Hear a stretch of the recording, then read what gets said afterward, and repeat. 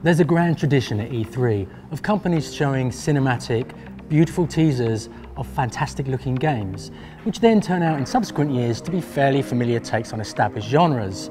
The Order 1886 is just such. We saw it at last year's Sony conference and oh my god, it was lovely. It turns out that it's a cover-based shooter, but it's a good looking one.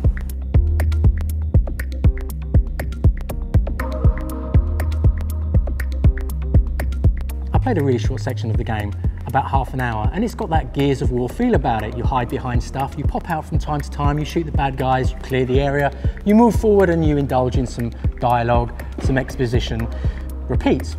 That's not to say that the Order 1886 isn't offering anything new. It's set in this beautiful Victorian steampunkish universe. You are a knight of the round table and you're stuck in a war between the downtrodden masses and the so-called nobility. There are also some supernatural enemies to worry about. The weapons feel chunky and pleasing. I played with one rifle which fired off a bunch of projectiles. They didn't do very much harm until I lit them up, and then they did a lot of harm. It felt almost overpowered.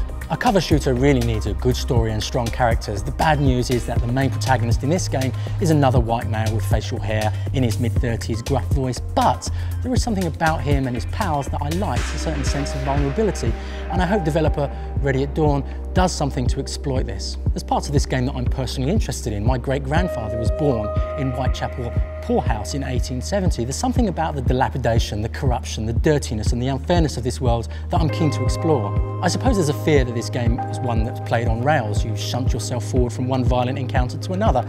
But there are plenty of open games here at E3, and so I don't know if that's such a bad thing. This is a gorgeous looking game. It's also centered on a group of people and a world that I'm interested to know more about. Perhaps more importantly, it's a game where the cover-based shooter, something that we've had for a while, has been tweaked in the tiny details of how far you move out, where you can shoot. And it may be in this stuff where Ready at Dawn have really excelled.